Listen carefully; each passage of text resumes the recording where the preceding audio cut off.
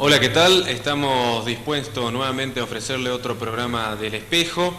En esta edición estaremos recordando lo que fueron las ligas agrarias, un movimiento gremial agropecuario, ruralista, que a principios de la década del 70 ha logrado importantes reivindicaciones para el sector agropecuario. Unas ligas agrarias que en sus principios y como fundamento, como base ideológica, llamémoslo así, de su formación, tenía unas profundas raíces cristianas, católicas. ¿Qué sucedió con este movimiento agrario? Este movimiento agrario se fue apagando a raíz de la profundización de la derecha ya en el gobierno de Isabel Martínez de Perón y luego, con más razón, a partir del 24 de marzo de 1976, con el golpe de Estado del autodenominado Proceso de Reorganización Nacional. ¿Qué pasó con los dirigentes, con los delegados de las ligas agrarias? Fundamentalmente, ¿qué pasó con gente de nuestra zona a partir del Proceso de Reorganización Nacional? Fueron perseguidos, fueron detenidos, desaparecidos durante algunos días, semanas, sus familias no sabían dónde estaban detenidos, fueron interrogados, fueron reprimidos, momentos tensos que han tenido que vivir tan solo por ser delegado de una organización gremial, inclusive muchos de ellos torturados. Esto sucedió en nuestra zona, en el denominado Proceso de Reorganización Nacional. ¿De qué manera la dictadura militar actuó en nuestra zona?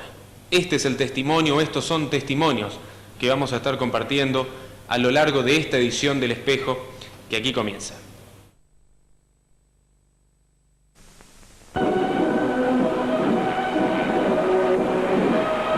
Comunicado número 1 de la Junta Militar.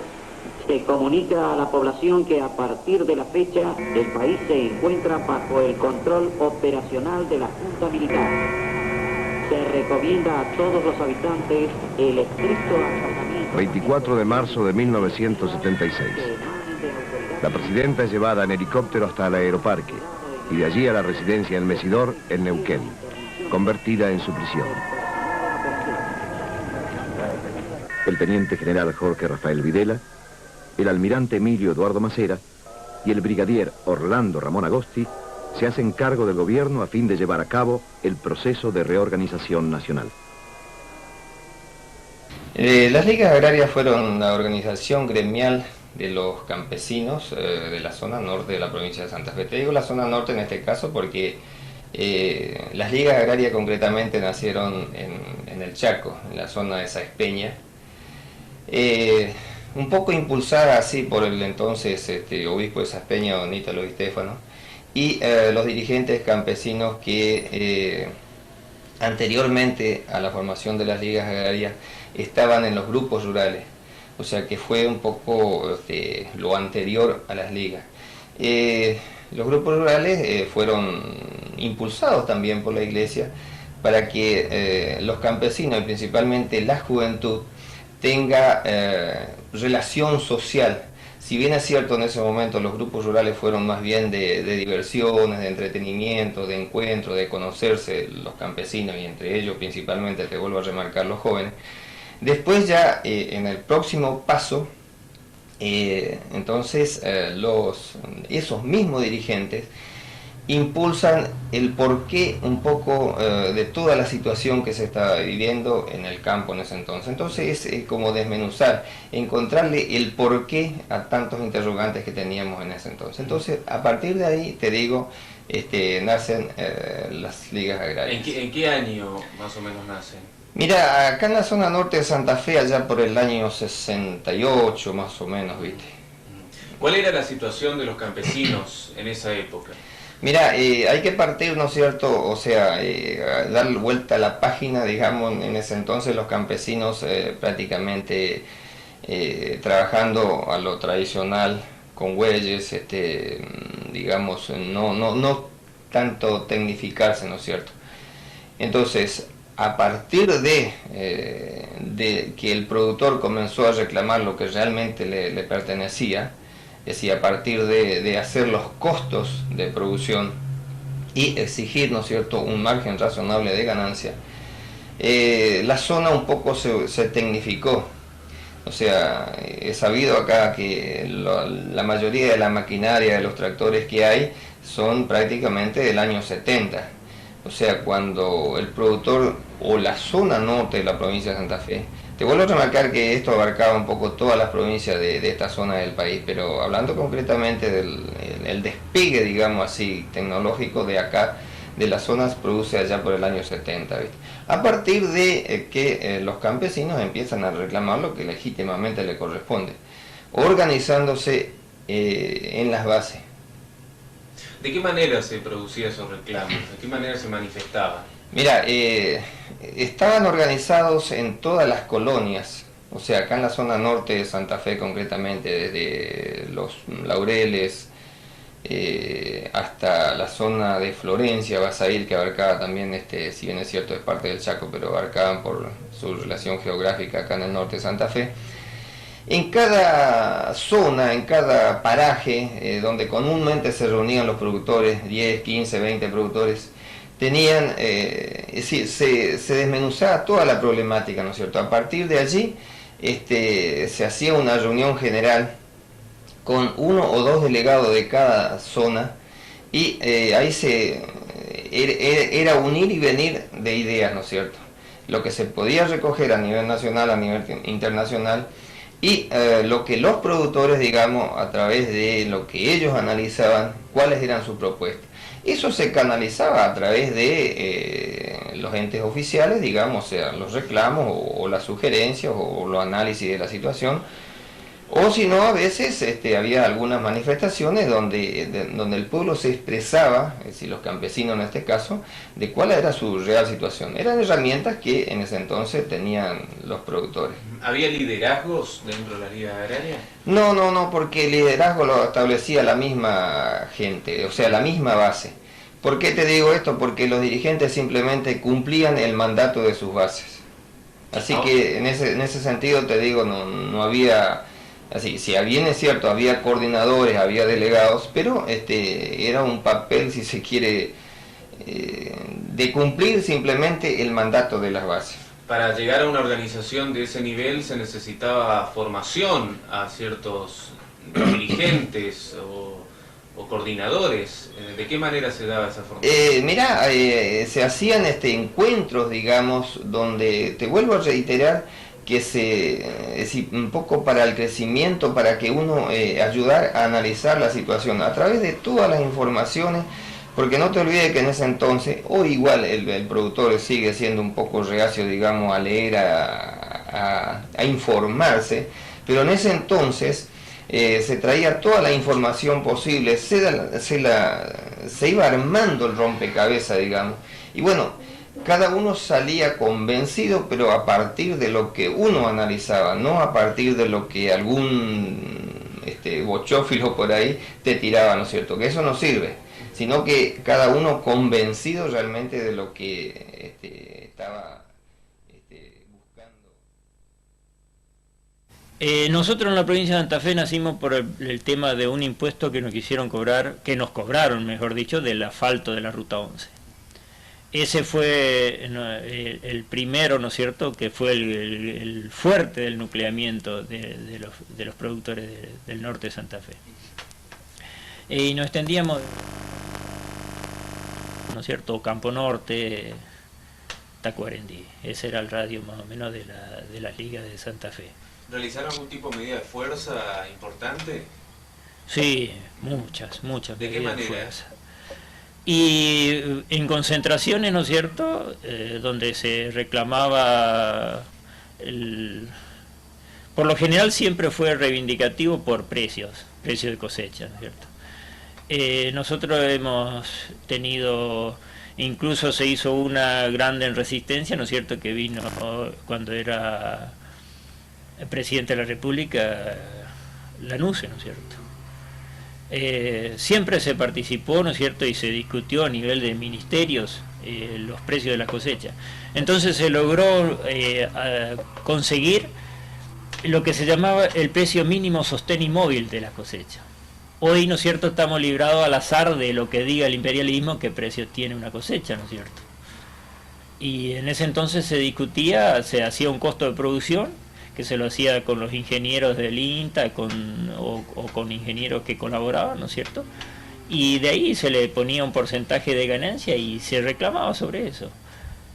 Y el principal producto, ¿no es cierto?, reivindicativo acá en la zona fue el algodón. Siempre fue el tema algodón, porque estaba Chaco, Formosa, Santa Fe, parte de Santiago del Estero y Corrientes. ¿Cuándo se empieza y por qué a desarticular las ligas agrarias? Se comienza a desarticular con la represión. O sea, ya con la última parte del gobierno de Isabelita, ¿no es cierto?, ya comienza la represión. ¿De qué manera se manifiesta la represión? Bueno, ¿no es cierto?, en diciembre del año 75 ya detienen acá en la zona nuestra a un ingeniero, un veterinario, que era podio de pedido en Villa Ana, ¿no es cierto?, él y la señora, que fue ahí alrededor de la Navidad del año 75.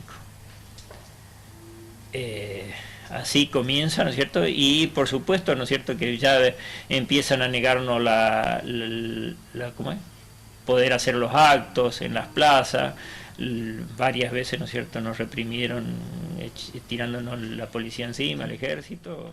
Ante esa situación, muchos productores... Isabel Perón se hizo cargo de la presidencia. La figura de López Rega se fortaleció. Su cabeza calva y sonriente apareció detrás de la presidenta en todos los actos oficiales.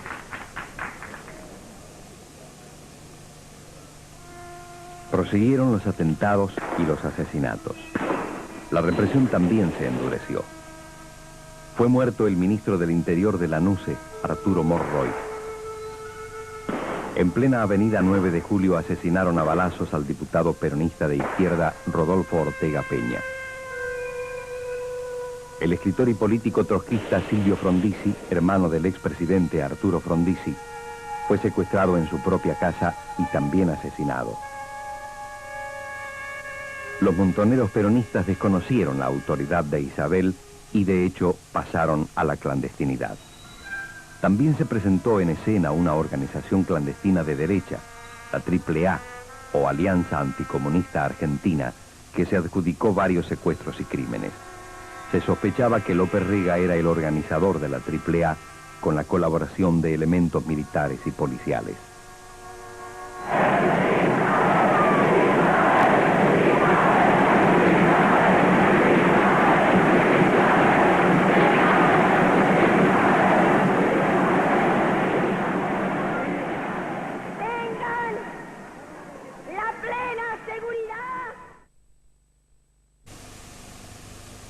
A la madrugada del 24 de marzo de 1976, Isabel Perón salió en helicóptero de la Casa de Gobierno después de una jornada cargada de versiones.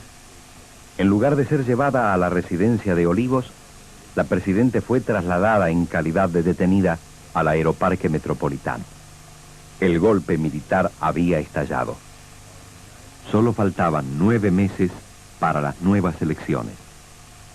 El mismo día juró como supremo organismo de gobierno la Junta Militar, integrada por los 3 comandantes en jefe: Jorge Rafael Videla, del Ejército, Emilio Eduardo Macera, de la Armada, y Orlando Ramón Agosti, de la Fuerza Aérea. Antes del golpe ya un poco se empezaba a vislumbrar, o sea, se empezaba a venir a negar un poco los permisos para asambleas, todas esas cosas. Y bueno, después del golpe ya fue una experiencia ahí sí bastante dura, porque realmente la represión se siguió haciendo algunas asambleas más donde han reprimido, pero brutalmente. Acá hay productores muy veteranos que realmente han ligado en resistencia, en las concentraciones que se hacían en resistencia, en Avellaneda, donde nos íbamos en caravana para reclamar realmente lo que creíamos y que creímos que era justo en ese momento, ¿no es cierto? ¿Reprimía la policía? Sí, reprimía a la policía, pegaba, garrote, gases y bueno, y si alguno lo agarraban a tiro, ahí se empezaban a disparar, ¿no es cierto? Pero lo detenían. Y eso fue mermando obviamente toda actividad dentro de la liga. Y obviamente, sí, él empezó a crear un poco de miedo, un poco de pánico dentro de la gente, la participación ya fue decayendo un poco, y bueno, concretamente sí, después del golpe militar era ya muy difícil reunir. ¿Había mucho miedo? Miedo y bronca había. Miedo por la represión, la gente más veterana, y bronca porque no te dejaban reclamar realmente lo que uno creía que era justo, ¿no es cierto? ¿Y su situación particular, como delegado de la Liga Agraria durante el proceso militar? Bueno, yo últimamente fui delegado de las ligas, el delegado zonal, y bueno, mi detención fue en noviembre del 76, el 11 de noviembre del 76, justo en esos momentos, cuando me vinieron a buscar a mí, entró una caravana de autos, creo que en ese momento justo lo traían en el baúl del auto al doctor Omar Cracoña, cuando entraron en mi casa. Bueno, ahí... ¿Quiénes eran? ¿Cómo se identificaban? Y venían todos con vehículos particulares y la mayoría de civil. Cuando vinieron en mi casa yo no los alcanzo, no sé, pero tengo entendido que era el ejército de Reconquista, la brigada. ¿En qué horario fue cuando hicieron el operativo en su casa? Y fue más o menos a las 6 de la tarde, Javier. O sea que se realizaban operativos en plena luz del día. Sí. Yo creo que hay un poco...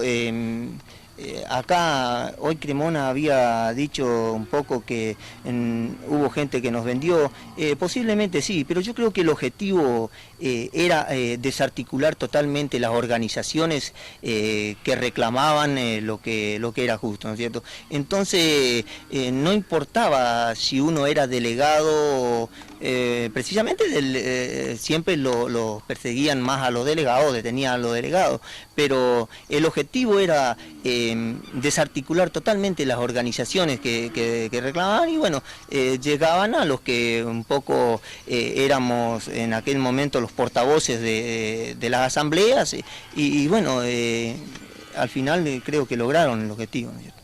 ¿Y cuando llegaron a su casa, de qué manera lo detuvieron? Bueno, en mi caso particular, yo en ese momento no me quise esconder cuando corrí para atrás de la casa, porque no es porque uno veía y sabía lo que ocurría con aquellas personas que eran detenidas, donde ya había pruebas de gente que fue torturada y bueno, un poco uno trataba de salvarse de esa. Entonces yo creo que a lo mejor fue un error en ese momento tratar y no enfrentar la situación, pero bueno, cada cual creo que está en su cuero y bueno, decide en el momento, ¿no es cierto? Yo me quise esconder en mi casa, concretamente en la casa de mi padre, y bueno, cuando me quise esconder, avanzaron con el auto, vieron que yo disparaba y bueno, ya estaba disparando, y continué disparando. Y bueno, ahí a quemarropa desvaciaron todas las municiones que tenían por mí, felizmente no me alcanzaron a herir de gravedad, bueno, y caí crucé en un campo, pasé toda una noche en un campo, después llegué en la casa de un productor de la zona, donde le digo al otro día que por favor me entregara, yo mi situación concreta fue, me entregué en forma voluntaria. Después quizás se había metido al pata, ¿no es cierto? Para ese entonces la habían detenido a mi señora, la llevaron, digamos, como carnada. Yo no sabía nada. Cuando yo me voy y me entrego, yo no sabía nada de la detención de mi señora, simplemente que me voy y me entrego por mi propio medio y mi propia voluntad. Bueno, eso es un poco. Mi señora estuvo detenida 80 días, después que yo me presenté, 80 días más, totalmente en condiciones inhumanas. ¿Dónde estaba detenida? Ella estuvo en Santa Fe. Directamente la llevaron en Santa Fe, en una seccional. Estuvo detenida ahí los 60 días. ¿Estuvo desaparecida para los familiares? Estuvo desaparecida para los familiares durante 40 días aproximadamente. Después de los 40 días, por una situación particular, mi señora logra enviar mensaje a mi familia, y bueno, mi familia, dentro de las posibilidades, entró a remover un poco y la localizaron. Con unas negativas de aquella entonces, ¿no es cierto? Bueno, mis familiares sabían concretamente dónde estaba, se fueron, no, acá no está, no está. Bueno, eran las negativas de aquel entonces y lo que pasaba en aquel entonces. Bueno, cuando mi señora ya es, digamos, encontrada por mis familiares, entran, ahí hay una relación. Mi señora, por gente que tenía dentro de la comisaría, se logró enterar de que yo también estaba todavía vivo, porque ella me vio disparar y me vio cuando me disparaba y me tiraban, y sabía concretamente que estaba herido también. Bueno, ahí se enteró mi señora a los 40 días de que yo estaba vivo, porque ella la llevaron, no sabía mi situación. Fue una tortura psicológica tremenda en ese momento, tanto para ella y como para mí, ¿no es cierto?, que yo también estuve totalmente incomunicado durante esos 40 días. ¿Usted dónde estuvo? Yo estuve en el Hospital Piloto. A mí me llevaron del hospital de Villa Ocampo, en el Hospital Piloto. ¿Y qué pasó después de haberse repuesto físicamente? Bueno, yo estuve 80 días en el Hospital Piloto. Después de los 80 días, justo fue el 2 de febrero de 1977 ya, donde ese mismo día la largan a mi señora en libertad. Me pasan a poder del Poder Ejecutivo Nacional, a mí, del PEN, y bueno, y a mí me llevan en un lugar donde se llamaba la Guardia de Infantería, dentro de la ciudad de Santa Fe, donde se concentraban todos los detenidos de esa zona en ese lugar, como para después enviarlo a las cárceles o largarlo.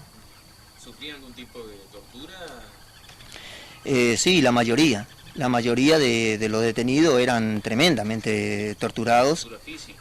Sí, no, la psíquica era permanente. Imagínese una vez uno que está detenido y no sabe nada de sus familiares. Yo de mi señora, eso obviamente, una vez que uno está detenido, el psíquico entra a trabajar. Sí, físico también. Cuando me llevaron de ahí del Hospital Piloto, que me dieron de alta a mí, me encontré con gente conocida ahí dentro porque éramos como 150 en un espacio de 150 metros cuadrados, así que ahí prácticamente se dormía parado. ¿Y qué pasó después?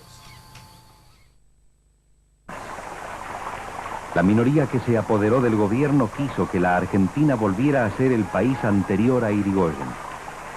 Una factoría feliz que exportara carnes y cereales e importara todo lo demás, desde automóviles y caramelos hasta doctrinas y libros. El proyecto era imposible. Sus consecuencias fueron una represión irracional, cientos de miles de desterrados, millones de hambreados y desocupados. Sus consecuencias fueron la especulación, la corrupción y una guerra perdida.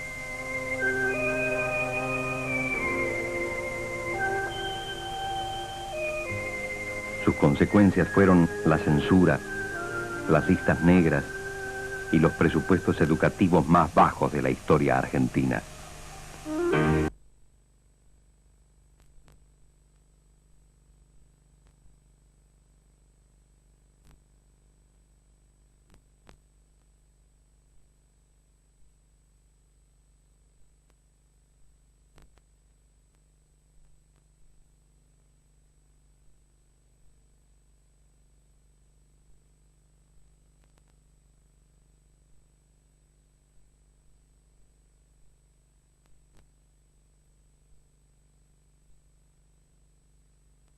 Seguimos compartiendo esta edición del Espejo, seguimos reviviendo de qué manera tuvo su incidencia el denominado proceso de reorganización nacional, de qué manera la maquinaria del horror, de la tortura, de las detenciones clandestinas, de qué manera tuvo su incidencia en el norte de la provincia de Santa Fe, en nuestra zona, fundamentalmente perjudicando especialmente a dirigentes agropecuarios nucleados en las denominadas ligas agrarias, organizaciones gremiales, agropecuarias, ruralistas, que tenían como fundamento ideológico la doctrina social de la Iglesia, pero fueron reprimidos y hasta llegaron a desarticularse ya previo inclusive al proceso de reorganización nacional, ya cuando la derecha tenía amplio poder sobre el gobierno nacional durante el periodo de la presidencia de María Estela Martínez de Perón. Y luego, con el proceso de reorganización nacional, la represión, la desaparición, momentos tensos que vivieron muchos ocampenses, muchos productores, agropecuarios, dirigentes, delegados de las denominadas ligas agrarias, que tenía una gran incidencia en todo el norte de la provincia de Santa Fe. Estas son las historias, o esta es la historia fundamental que estamos contando en esta edición del Espejo.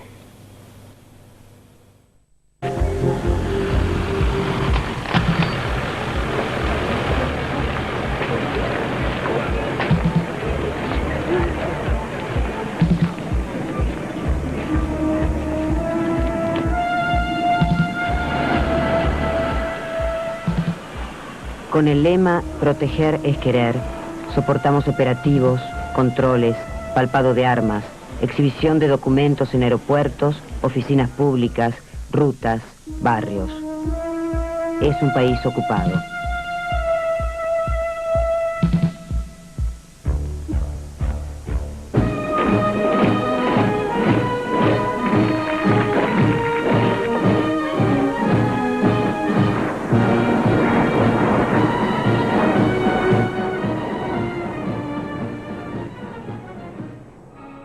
La persecución, digamos, empieza allá por el año 76. Después del golpe. Después del golpe, claro, después del 24 de marzo del 76.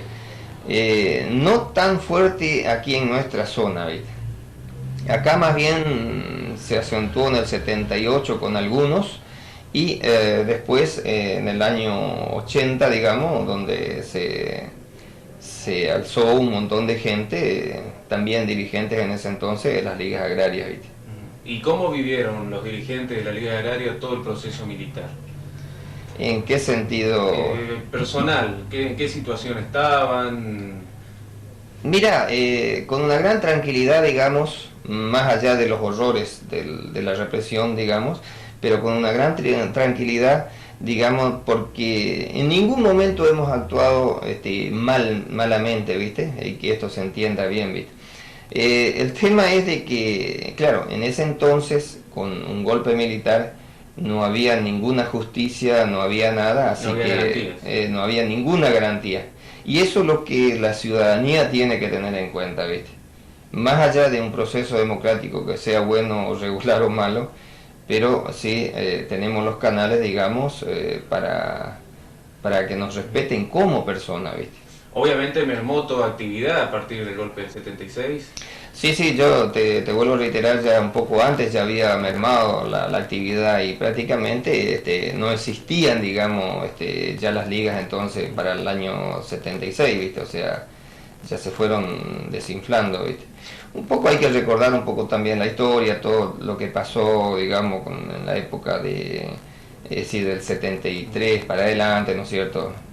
¿Se le fue secuestrada documentación o se produjo como una autocensura a cada uno de los dirigentes en una situación tan crítica como la mira, concretamente los casos son similares, ¿viste? Pero yo te digo de mi caso, sí, fue secuestrada toda documentación, fue un arrebato, digamos, entrar en la casa de uno y lo que querían llevaban, o sea, uno no tenía garantía de nada, ¿no es cierto? ¿A usted le allanaron la casa? Sí, sí, sí. ¿En qué época fue? Y fue allá por el año, en diciembre del 81, fue una noche, por supuesto, a las 12:30 de la noche más o menos. Es decir, por eso hay que ir, yo esta historia, por ejemplo, nunca la conté, pero así públicamente, pero conviene conocerla, no para venir a ponerse de un lado ni del otro, sino simplemente para que cada uno haga un análisis. Como todo ciudadano, yo siempre andaba por la ciudad o por donde sea, así tranquilamente, porque uno no tenía nada que ocultar. Entonces, ¿por qué tienen que ir a las 12:30 de la noche a levantarme de mi casa? O sea, me hubiesen llamado, no hacía falta que hagan tanto aparatosidad como hicieron, o sea, 20 personas, ¿no es cierto?, disfrazadas, encapuchadas, con armas de todo calibre, 3, 4 vehículos, para venir a secuestrar a un simple ciudadano, ¿no es cierto?, que simplemente le hubiesen llamado y yo hubiese concurrido donde querían a evacuar todas las consultas que ellos querían, ¿no es cierto? Pero, lógicamente, había que meter miedo, ¿viste? ¿Quiénes eran? Y mira, eran los servicios de inteligencia. ¿Se identificaron en algún momento? No, en ningún momento. ¿Y qué sucedió esa noche? Y bueno, llegaron a mi casa, te digo, a las 12:30, fíjate, verano, uno durmiendo prácticamente en ropa interior, ¿viste? Así que yo abrí las puertas, es decir, cuando pude, ¿no es cierto? Porque lógicamente fue golpes por todos lados, ¿viste? Y bueno, cuando salgo a la galería de mi casa, ya te digo, 15, 20 personas, todos camuflados que me apuntan con armas, ¿viste? A pesar de que yo estaba, te digo, en paños menores, ¿viste? Así que... Pero así como estamos hablando en este momento, yo me acuerdo que estuve esa noche, es decir, ya que uno no tiene nada malo que ocultar, ¿viste? Así que... ¿Pero qué pasó? ¿Se produce un interrogatorio? No.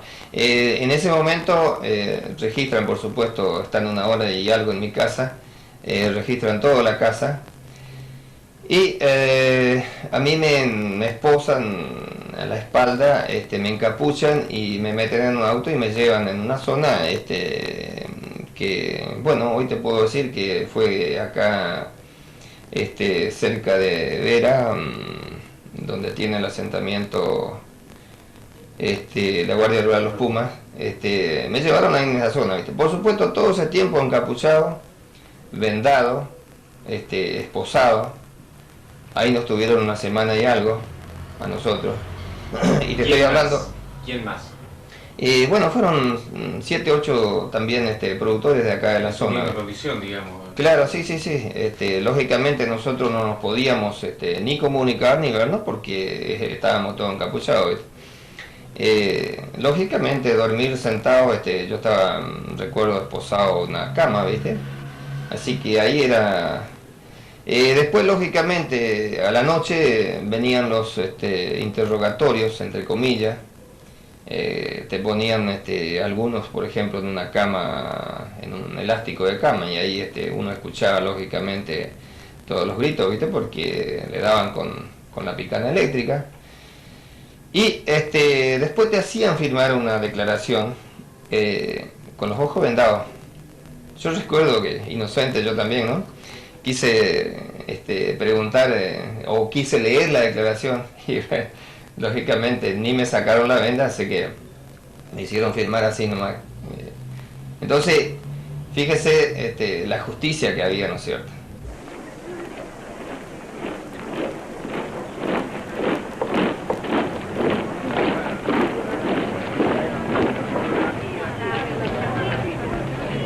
El lugar y la fecha se repiten. Tucumán, 24 de septiembre.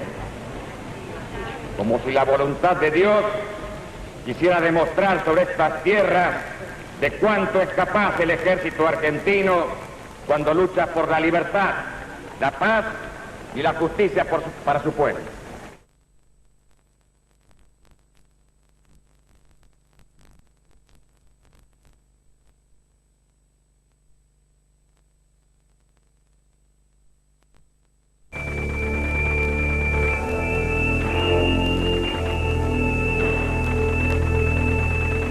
En su mayoría son jóvenes, vestidos con ropas deportivas, pantalones vaqueros. Por algo será, frase siniestra que empieza a tranquilizar a algunos, pero acaba de desconcertarlos cuando caen asesinados 3 sacerdotes palotinos y 2 seminaristas de la misma orden en la parroquia de San Patricio, en el barrio de Belgrano. Fusilan a un hombre contra el Obelisco, centro mismo de Buenos Aires. Muy lejos de allí, muere en un extraño accidente el obispo de La Rioja, Monseñor Enrique Angelelli. Murió cuando investigaba el asesinato de otros 2 sacerdotes, Carlos Murias y Gabriel Longville. Yo con mi señora y algunas otra gente, ¿no es cierto?, nos pasamos la clandestinidad. Eran, ¿no es cierto?, cosas, yo diría normales en ese entonces, pasarse a la clandestinidad, no para combatir como muchos, ¿no es cierto?, nos han acusado, sino para poder sobrevivir. ¿Ustedes precisamente vieron esa posibilidad de que podían terminar arrestados, detenidos? No, directamente nos vinieron a buscar. Ajá. Nos vinieron a buscar. A él, ¿no es cierto?, lo vienen a detener, después que estuvieron lo detuvieron esa noche anterior, ¿no es cierto?, lo detienen a Levato, a Omar Cracoña, ¿no es cierto?, el abogado de Reconquista. O sea que viene una racia, ¿no es cierto?, y empiezan a apretar para ir levantando el resto de la gente. ¿Y cómo vive en la clandestinidad usted y su familia? Sí, yo y mi señora. Y bueno, directamente no, en la clandestinidad, en la zona, en el monte, ¿no es cierto?, en la zona, en la monte, en los cañaverales, o por lo general en los montes. ¿Ocultándose? Sí, completamente. ¿Tuvo miedo en algún momento de que podía ser encontrado o lo siguieron buscando? Sí, nos siguieron buscando varias veces, ¿no es cierto? Nos tendieron redadas, algunas veces, ¿no es cierto?, nos encontraron o tuvieron noticias, ¿no es cierto?, y estuvieron bastante cerca nuestra. Por suerte pudimos zafar, ¿no es cierto?, del rastrillaje. ¿Cuánto tiempo estuvo viviendo esa situación? Concretamente del 11 de noviembre del 76 hasta el invierno del 79. Hasta el invierno del 79. Sí. ¿Y allí qué pasó? De ahí, ¿no es cierto?, logramos irnos a la ciudad. Y después, por contacto, ¿no es cierto?, que hemos logrado con la iglesia de Brasil, ¿no es cierto?, logramos salir afuera, al exterior. ¿Hasta cuánto tiempo? Y bueno, yo volví a la Argentina, ¿no es cierto?, y es donde me detienen en septiembre del 83 en Misiones, trabajando en Misiones. ¿Al final lo encuentran? Sí. Nos abrieron, a mí y a mi señora nos abrieron 2 causas, ¿no es cierto?, por la 2840, la ley de imprescindibilidad. Una de las causas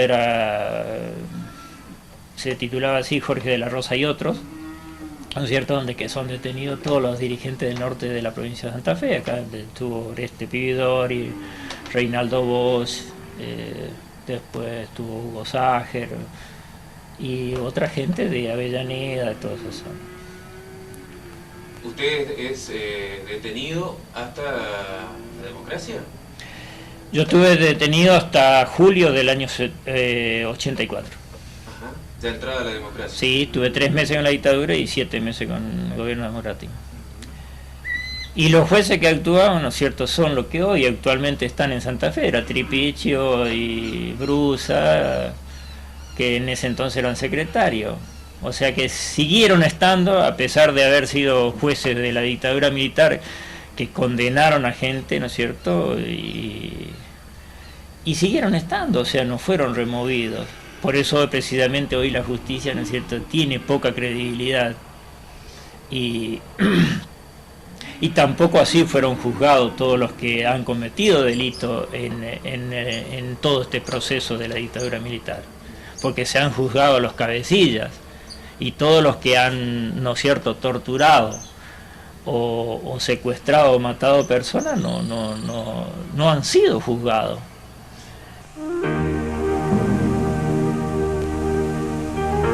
La lección que queda es que solo la unión nacional basada en la verdad y la justicia podrá devolvernos la salud. Lo que perdimos, lo perdimos todos. Lo que debemos recuperar, solo entre todos podremos hacerlo una vez que hayamos logrado exorcizar a los demonios del miedo, del odio y del autoritarismo. Nace una flor, todos los días sale el sol. Y la llenamos de votos. Solo 24 horas.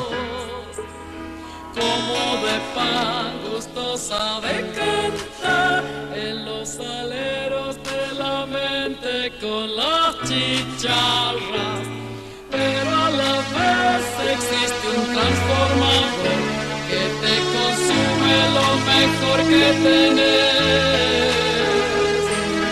Te tira atrás, te pide más y más, y llega un punto en que no querés. Mamá, la libertad siempre la llevarás dentro del corazón. Te pueden corromper, te puedes olvidar, pero ella siempre está.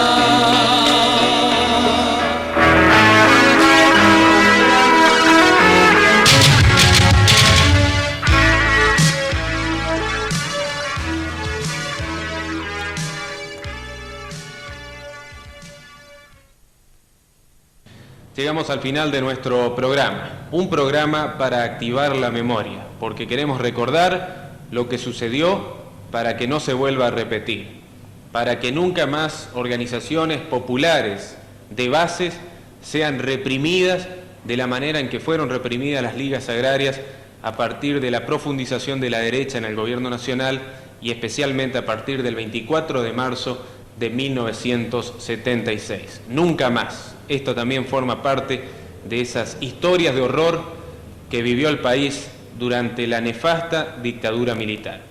La próxima semana, otra historia, otra edición del Espejo. Hasta entonces, gracias.